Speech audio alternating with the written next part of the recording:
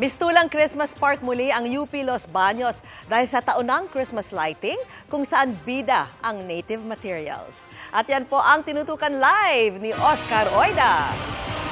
Oscar! Nako, Vicky, Christmas pasyalan ba kamo? Aba, dito sa UPLB sa Laguna, hindi kayo mabibitin dahil mabubusog ang inyong mga mata sa mga nagagandahang Christmas decor, pati mga produkto at pagkaing gawang Pinoy. Muling nagningning ang kapaligiran dito sa UPLB sa kanilang taunang Christmas lighting tradition.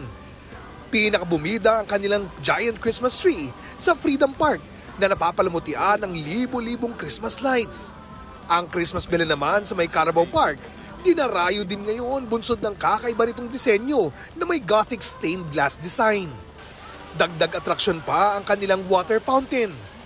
Magliliwanag naman ang inyong mundo pag binisita nyo si Oblation. Balot ng Christmas lights ang kanyang kapaligiran.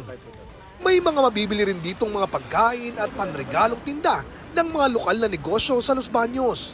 Tulad ng mga native Christmas decor gaya ng mga parol na yari sa dayami. Mayroon ding mga panindang pagkain na tsak nyong katatakaman.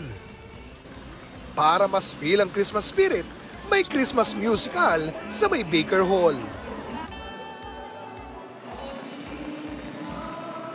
Vicky, ang mga Christmas pasyalan dito ay magtatagal hanggang unang linggo ng Enero, habang ang Christmas Bazaar naman ay hanggang sa Sabado na lang. Vicky?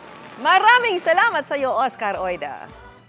Mga kapuso, kasama niyo kami 24 oras. Mag-subscribe sa GMA Integrated News sa YouTube.